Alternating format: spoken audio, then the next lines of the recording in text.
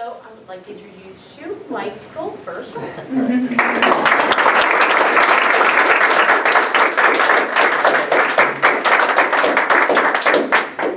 everybody. Yeah, thanks for being here. So yeah, I think what I'm going to do is talk for about a half an hour, maybe 35 minutes, and then we'll open it up for general discussion and questions if anyone wants to talk about anything we can. So I'm going to start by talking about my process getting started, and then start to go into some more angles of thought, theoretical points of paintings, and then we'll take it from there.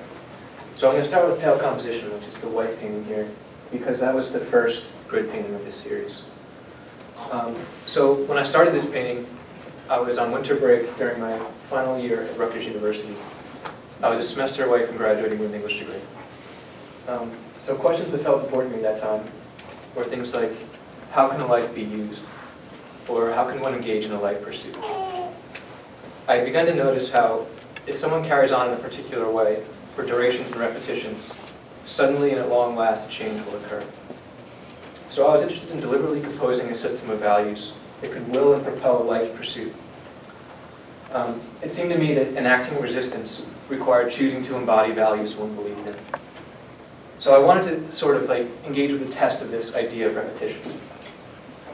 I had an inspiration for a painting at the time. So the idea was that I'd get a very big canvas, grid it out into tiny grid squares, and paint each one space by space with a tiny brush.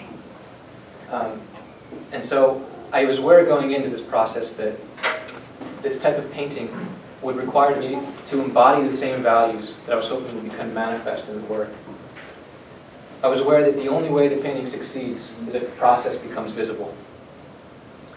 So that's exactly what I did. So one day I drove out to Jerry's Artorama, which had just opened in Princeton, and I went to the store and I bought the biggest canvas they had and the smallest brush, and that's literally it, and I walked out of the store. The guy behind the desk was probably, there's another schizophrenic.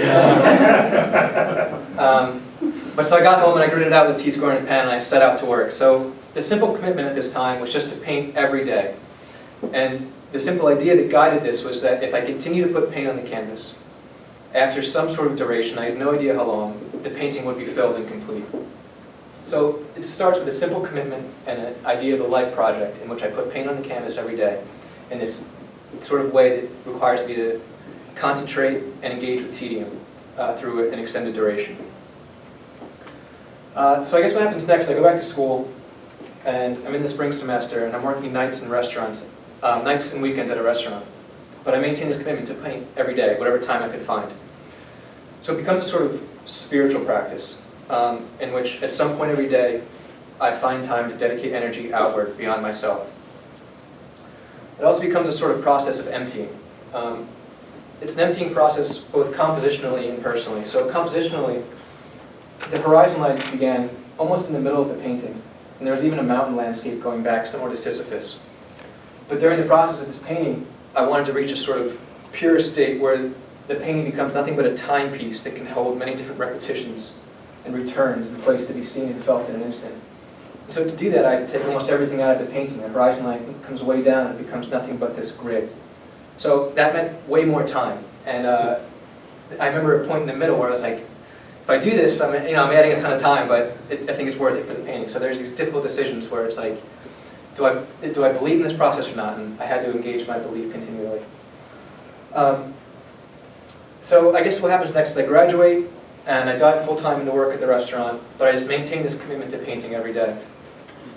I said this was a spiritual sort of practice, and I think that works because what I began to find is that through consistent engagement with something, things begin to just happen.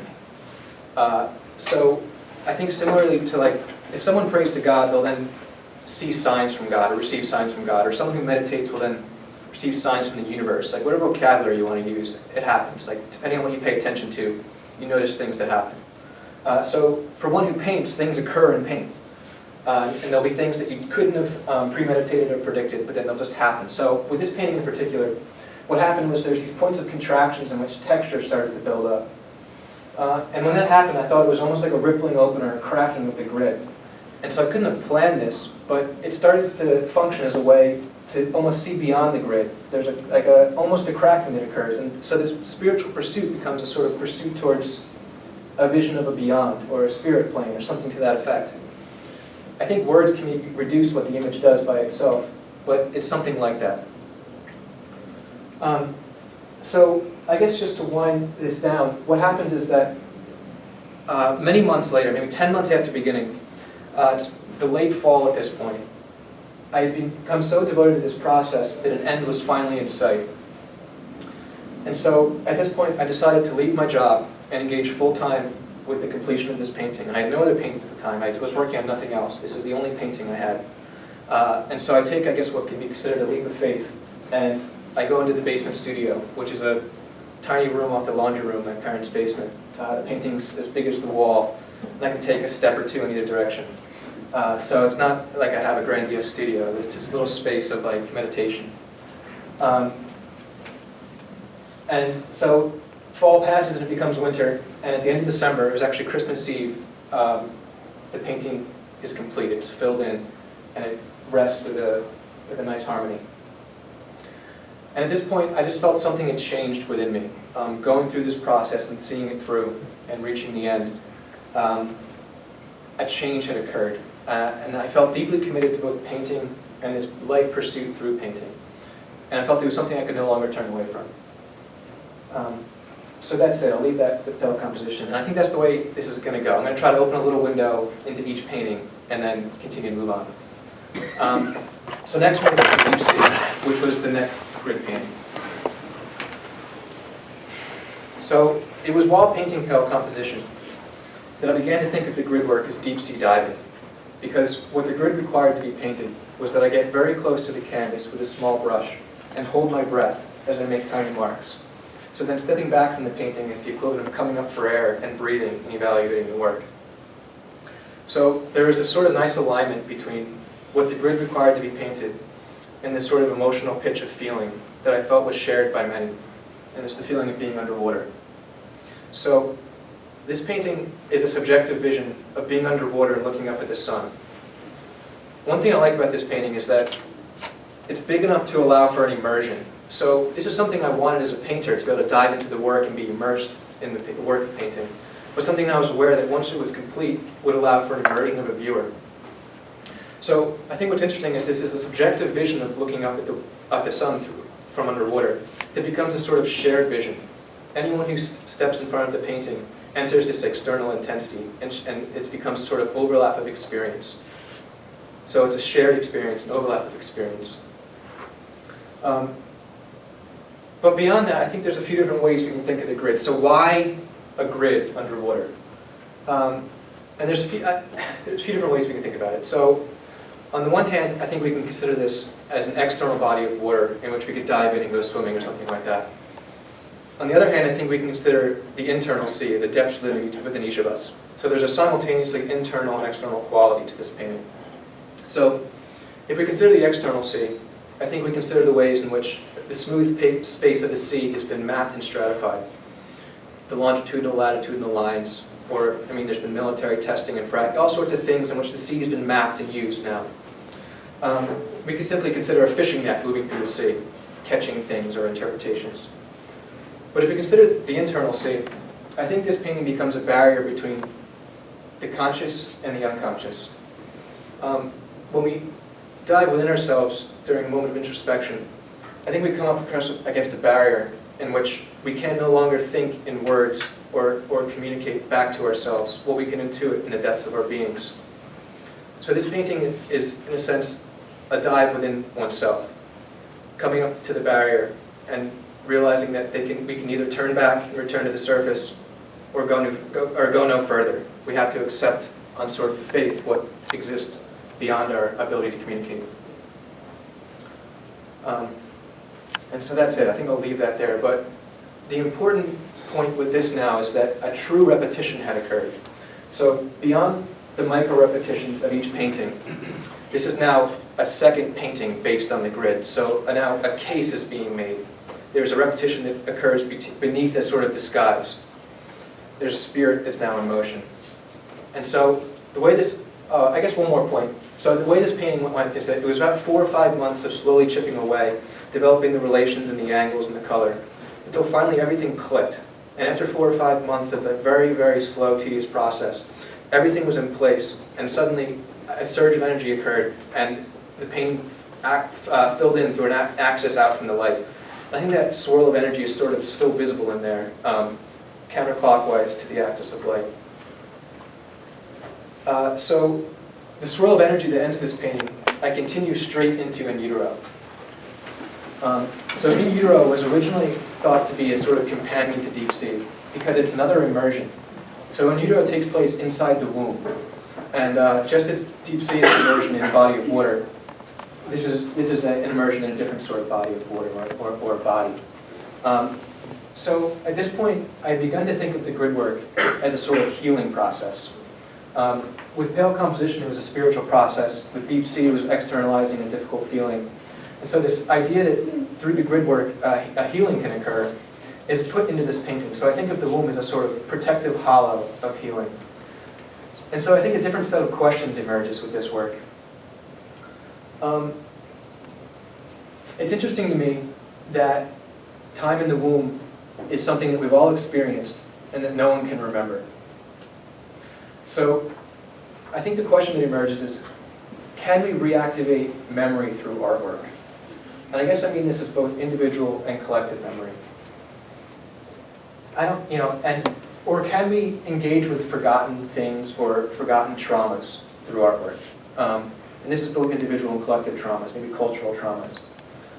I don't think that the painting offers an answer, but I think there's enough maybe to lead these sort of thought processes. So if deep sea we consider as the threshold between the unconscious and conscious, I think we consider in utero the threshold between memory and oblivion. But there's a few other ways we can think of the grid here. So I think we can consider the ways in which we understand the body and the process of development in the womb as a necessarily scientific understanding. So there's a way that this system of understanding through science, language, and the elements sort of invades the body. I think this grid as a system of differences can kind of contribute to that thought process. But on the other hand, we can consider the ways in which there are forms of life that pre-exist a child's entry into the world. So I think what I mean by that are things like basic assumptions of family structure, household, community, and education. All these sort of forms of existence that we must pass through once we enter the world pre-exist our entry into them. So if there are forms that pre-exist our entry into them, when we enter the world, we fill them, and we change them, and are also changed. So I think this painting is also the gateway of passage into the world. And I think I'll leave it there. So next, I'll go over to Sisyphus. So Sisyphus at this time emerges as something I feel is entirely necessary to the body of work. Now that there are 3 paintings, a body of work is forming. And so questions about what paintings are worth doing get immediately put in relation to the other paintings in the body of work that has been created so far.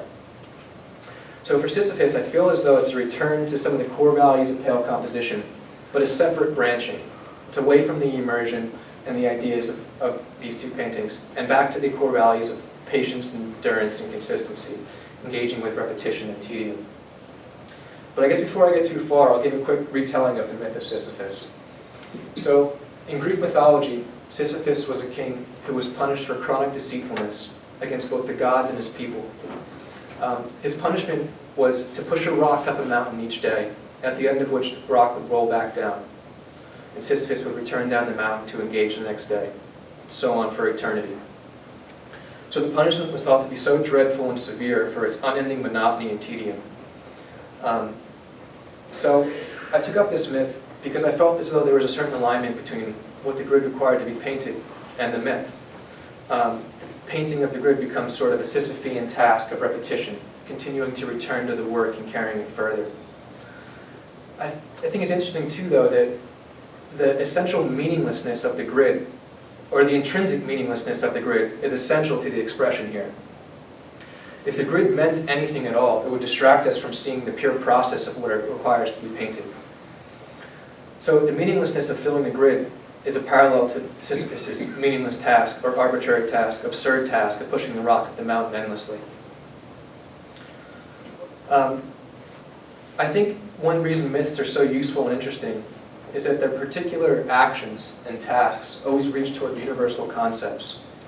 So for Sisyphus, the particular task of pushing a rock and returning down the mountain lays claim to these universal concepts of repetition and the return.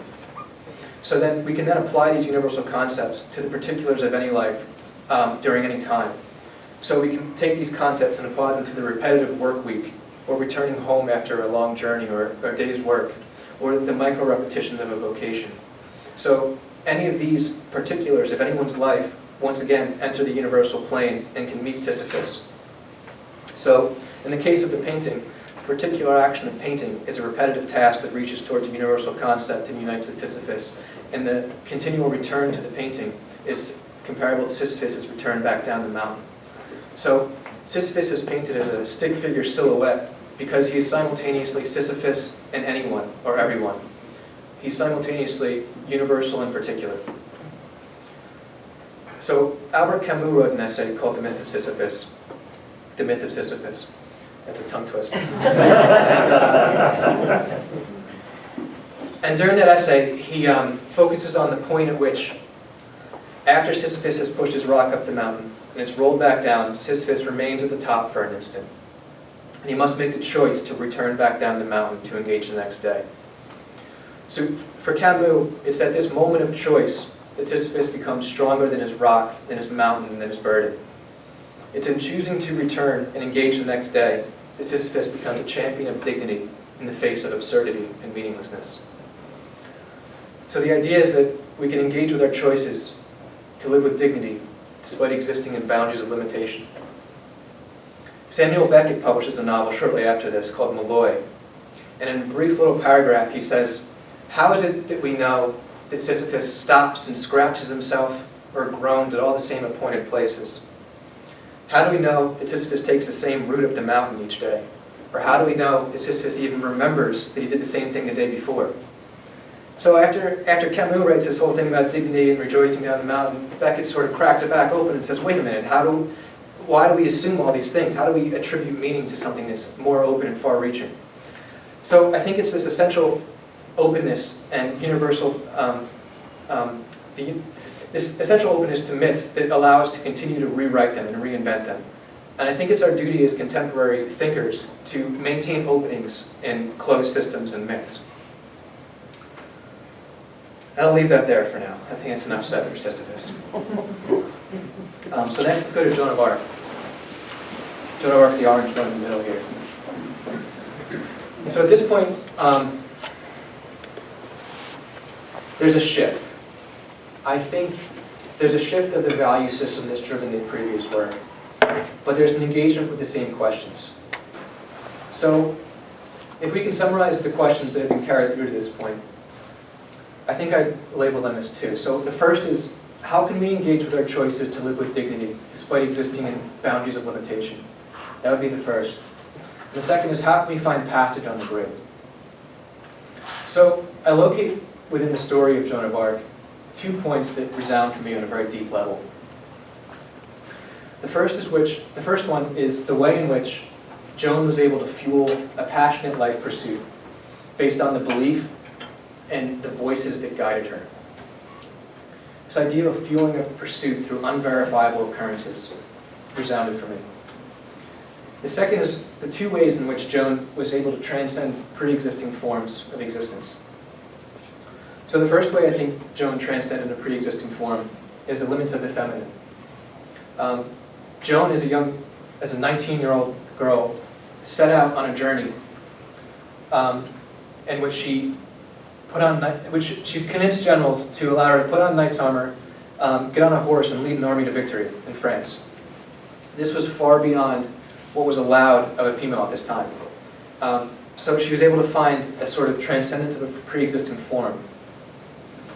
And the second way is after Joan was captured. She was put on trial by a system of order. It was by the Church of England. So she fought for France. She was captured by the Church of England and put on trial. She was ultimately martyred because she would not admit to their system of reasoning. So Joan transcends with her spirit intact. I think what I mean by spirit intact is that she remains a question and a problem for order. She always remains a mystery. She was driven by unverifiable occurrences that cannot be explained.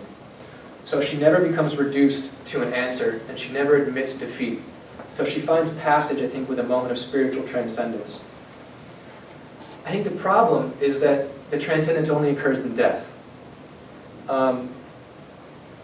So I think it brings up essential questions to put in relation to the grid, but it's not exactly an answer either. And maybe it's resistance to ever becoming an answer to what's important.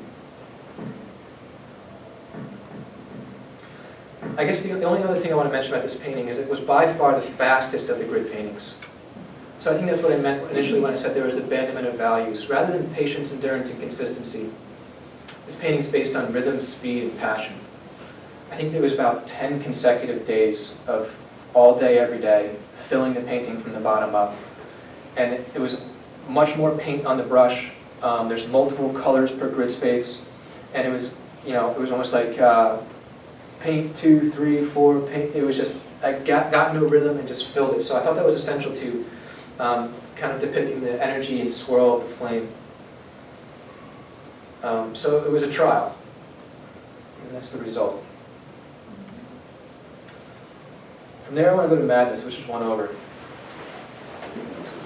And I think this wall is kind of nice. Avis did an excellent job hanging the work, because I think in each three of these paintings there's a figure that's almost visible.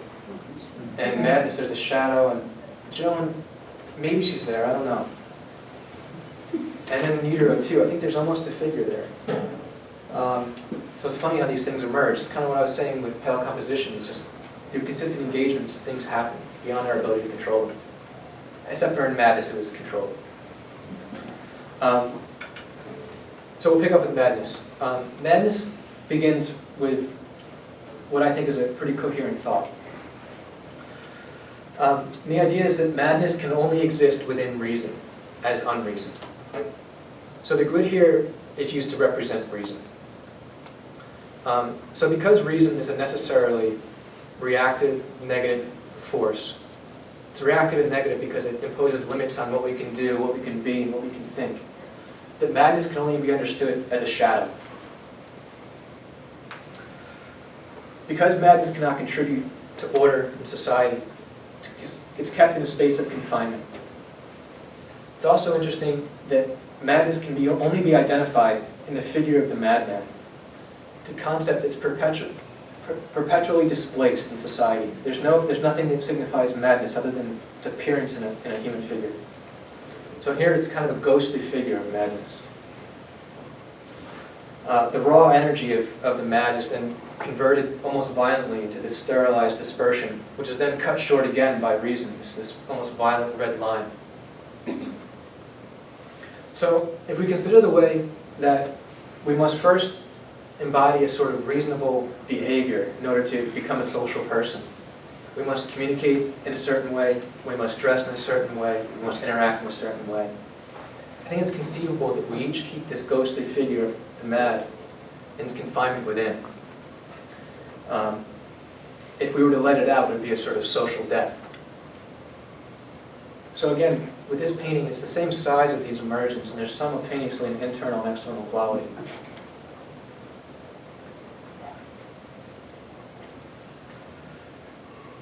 I think that's all for that one. So from here I want to go to constellations, which there's, I think, a direct line of thought is carried over from madness to the constellations. So with the constellations, I was interested in the way that order is imposed on otherwise vast continuity, or chaos. The constellations are sort of one of maybe an infinite combination of stars. But once they're mapped and recorded, they can be repeatedly recognized, and they enter history and knowledge. So in the constellations, I found this sort of selective making of a case to the exclusion of other options. I think with this idea, we can draw a parallel to the way we build our identities. We build our identities through a selective making of a case, an attribution of different values we believe in, external pieces of material and discourse, and we compose a sort of self that can exist as a social body, to the exclusion and confinement of mad and other options, of what is mad and other options. Even when I'm communicating now to you here is a selective making of a case to the exclusion of much greater, not greater, but much more information.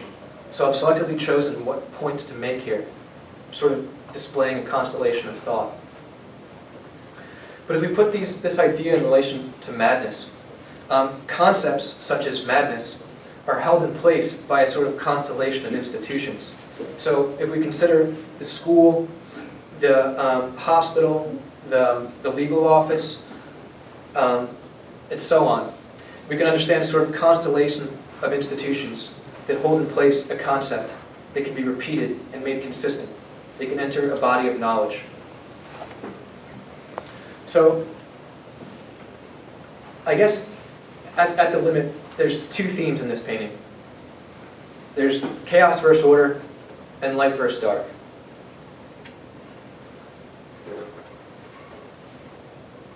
I think that's all.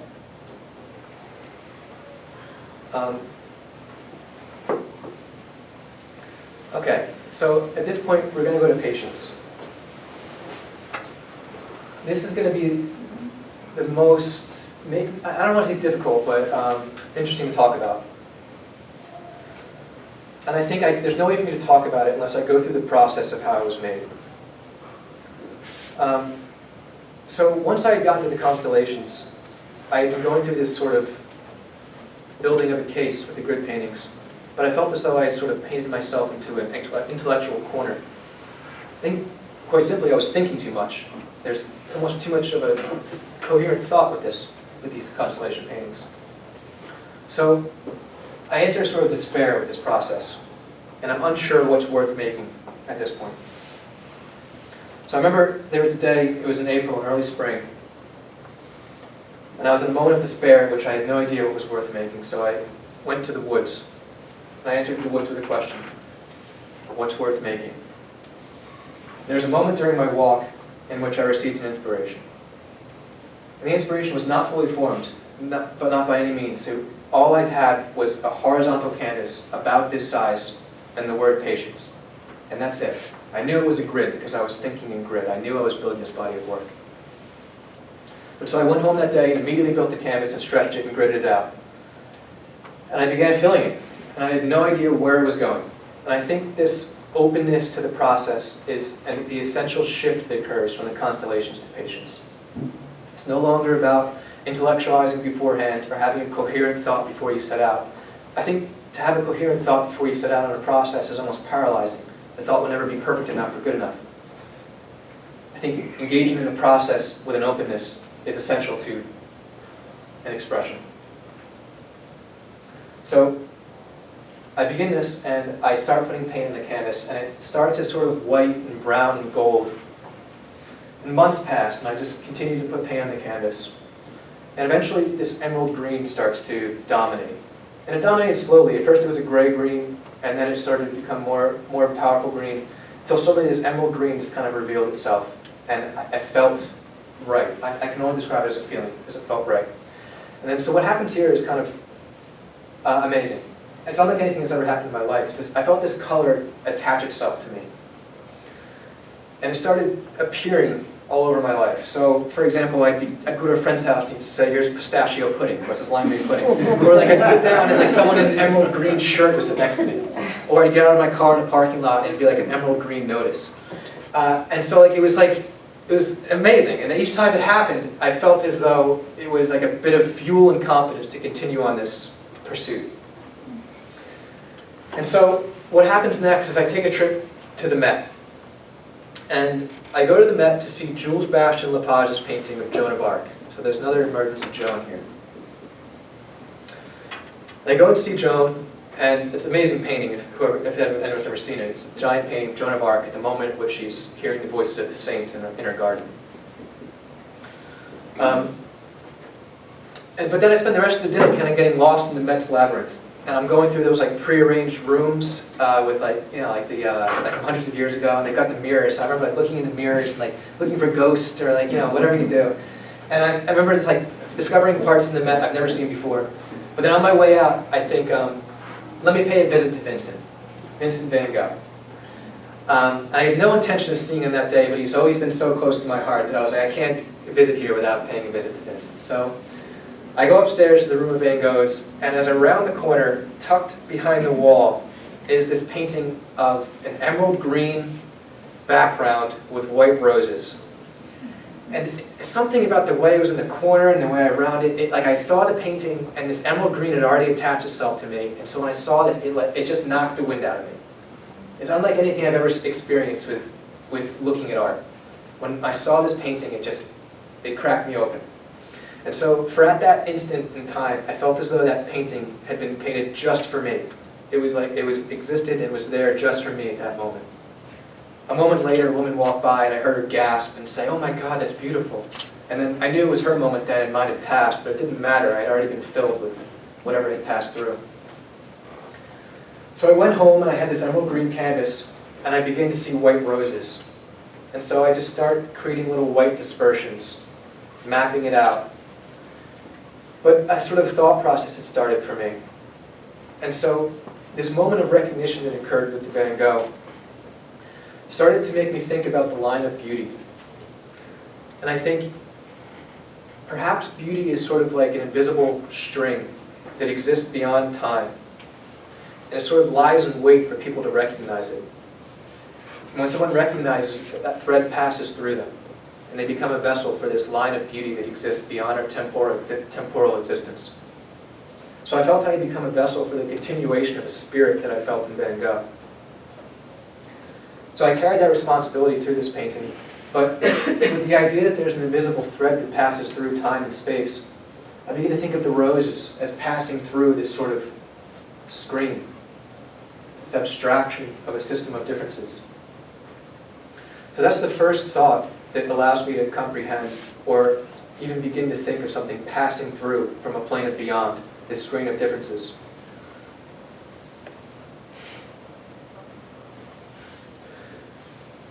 And I almost feel like nothing else has to be said about this painting. But there's a sort of thing that happens in the process in which you stop at certain points and retrospectively analyze and extract meaning from experience. And so at this point, I've analyzed the process of this painting and retrospectively pulled out meaning, intellectualization, to what really was a delirious process. So there's a few intellectual points I want to just try and talk about with this painting. So at this point, I was thinking of the grid as a necessarily negative and reactive form of homogenization. It's necessarily negative and reactive because it imposes a limit on what can be expressed and what can be said and what can be done. However, I found the process of engaging with the grid in this way to be a force and active resistance. So it's almost as though if one can carry the negative force to a limit, it can become once again active and affirmative. There's a sort of folding of the homogenizing force against itself in which an affirmative ground can be laid. So it's only after this affirmative ground has been laid through an active resistance with the homogenizing form that moments of expression can occur on the grid and unfold. So I have one thing I want to read at this point, unfold the paper. So because the intrinsic value of forms is absent, art becomes about the spirit that is transmitted through these forms. The choices made about how to fill the grid with dispersions determines the value of what is exchanged. A spiritual recognition occurs beneath our ability to articulate things. During an encounter with an object, or the object's encounter with a viewer, a recognition occurs. There is no escape from limitation, but there is a reaching toward, a vision of the beyond, the imagination of an impossible bridge or branch. A murmur is awoken during an encounter with beauty. It is in recognizing a spiritual transmission that one's own spirit becomes transmissible. Or perhaps it is in recognizing a spiritual transmission that one's body becomes a vessel for the continuation of that spirit. From this perspective, we can imagine that there are singular spirits moving through many different bodies in many different vessels. Perhaps a simple word for this phenomenon is inspiration. What I'd like to believe is that there are intangible spiritual exchanges that transcend boundaries of time, and that art is a way to engage with a love of people one will never meet. So, I feel like at this point, it's worthwhile to mention the secret coherence that can express itself without the one who expresses it being aware or conscious of it. It's only retrospectively that we can go through these processes and pull out meaning. So at this point, I'm just going to focus on the last two paintings, and these are going to be brief. So with plane, that's the aerial view. This is the depiction of a line of flight or of a departure. I think of this as a sort of line of flight of a pursuit, perhaps the pursuit of becoming engaged in with art. But for me, there are two planes which exist here. There's the plane of differences and of capture, and that's the plane that's been gridded. And then there's the plane of transience with the clouds. The plane of transience is also the plane of the viewer, who passes in front of the painting like a cloud. So, all the plane of capture can understand of the plane of transience is its shadow.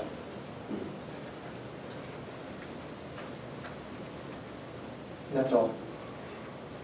And for the final painting, this is the final painting of the series. It's called Finality Without End.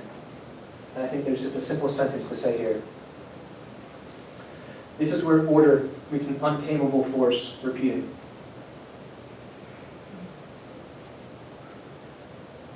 And that's it. So, thanks everyone for being here.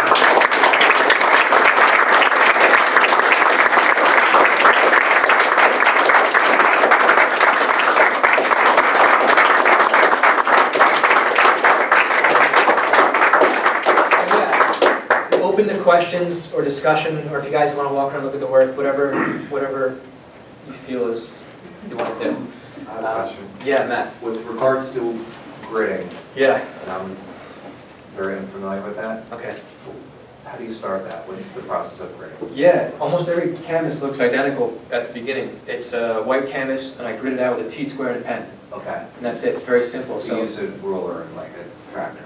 Exactly, yeah, it's those metal T-squares. You're that good, you're just No. hands of squares. Yeah, absolutely not. No, yeah, it's 48-inch metal T-squares that'll just hang on the canvas. And how long would that take to do a size like that? How long was that? It depends how determined I am. Okay. Yeah, I mean, like during moments of like intensity, I'll do the whole thing in a night. Okay. Other times, I'll take me 3 sessions or something. Yeah. Yeah. When you start a painting like this, do you like work from the outside towards the center, from the bottom up? It's Or all. does it depend on? Yeah, it's the totally theme? different. It's always like establishing the system of relations. So like I remember with pale competition, I started with way too much color. There was almost like vibrant yellows and pinks, and then it had to be removed. And like so, like it's establishing the relation almost every time. Same with deep sea. It was like how big is the light, how small. And then with patience, it's like originally it was like almost yellow and brown, and it becomes green. So it's always a process of becoming, and there's no one way. With Joan of Arc, it was bottom up. But with every, like Madness has been painted over 3-4 times. So it's always a process of getting it to where I feel it. I think that it feels right. But there's no single process, yeah. Yeah, Jimmy. So, first of all, the work is fantastic. Thanks. Really. Yeah. It's original and it's beautiful and it's obviously thoughtful. So, I keep thinking of Chuck Close, Okay. right? Now, not because I think your work is saying the same things as his at all. I think your work is very original. But he used the grid, right, to express all kinds of things, but really the tension between representation and abstraction, tension between part and whole. And I just wondered, I'm so struck by, the grid in his work and the grid in your work as two very different things, saying two very different things, but there's also some similarities there. I was wondering if you could just kind of talk about that a little bit. Without a doubt. I think with Chuck Close too, because it's mostly portraiture, it becomes a sort of screen or grid that we must pass through to know each other. And so in the same way that I'm using the grid here as like the limits of communication and of knowing oneself or another, I think Chuck Close uses it to know another. It's like, in order to know someone, we must like first like think about it and pass through a system of understanding the differences. There's been some painters that have grown out of Chuck Close too, that use the grid in more abstract ways to paint portraits. It's sort of like the metaphysical portrait almost. It's like an abstract portrait, trying to know someone. But it's that limit we come up against again. It's the same limit, I think, that we must pass through to, or come up against when we try to know someone else or know ourselves. It exists both externally and internally, I think. But that would be, I think, the point of similarity. It's like the point of limitation attempting to know, the grid. I think that's all I can say. I think that's a great answer. Yeah. I have a second question. In Sisyphus, this sort of mountainscape that you've created, the grid starts to have vanishing points, and those Yeah. vanishing points are shifting, whereas everything else, the grid is a two-dimensional kind of matrix that you've applied to a surface, and then you're kind of working inside of it. Whereas here, you're starting to use the grid to illustrate or represent certain forms or shapes. Yeah. So again, obviously that was a conscious choice to do that. But I think for me, it really changes, this painting is so different than everything else because of that. So if you could maybe just talk about that a little bit. Yeah, I mean, I agree, without a doubt. There was parts of that too where I wanted it to become almost metaphysical, in which like the cubes look like they could be going either in or out. And I think that's just like, I've drawn a lot of inspiration from the minimalists, like Agnes Martin and Sol LeWitt. And Sol LeWitt did that a lot, just with simple lines where it'd be like, you wouldn't know which way things were moving. But in terms of like drawing a difference between the rest of the work, I think each of these paintings is stemmed from a unique inspiration. And with this, it was just like something that was necessary to fulfilling that inspiration. I think too, like the perspective of the difference between the man and the mountain is the essential point of the expression. And without attempting to make the mountain more 3D, I think that would fall away. So it's always just an effort to like make things effective. It seems like the grid starts to map the surface as opposed to be this much more abstract. Without a doubt. Yeah, I guess, well, now that you mentioned it like that, I think there's a direct line between the mapping of a plane or the earth and the mapping of a mountain.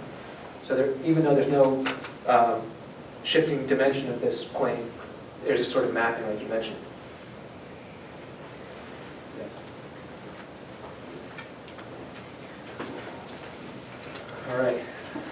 All right, yeah. What's that for? I don't think I remember, maybe you said, but Joan of Arc, how did you come, like, when did Joan of Arc come up for you to even think about painting? Yeah. Well, there's no memory of that in terms of like origin. But maybe that answer is perfect because of what I was saying between the threshold between memory and oblivion. So the origin of when Joan of Arc became inspiration is in the oblivion part Joan of of my Arc mind. was after In Utero, Yeah, and that's interesting. yeah. So I don't know. I don't know when I first started thinking of Joan, but I guess like, Yeah. I remember by the time I got to that painting, I had been thinking of it for a while. And that was, I think, oh no. Yeah, that was maybe it was the last or one of the last paintings I did before I submitted for this show. And so I remember after I had done the fire, there was this point of catharsis because the job I had left to engage in this pursuit, I was working on an open fire.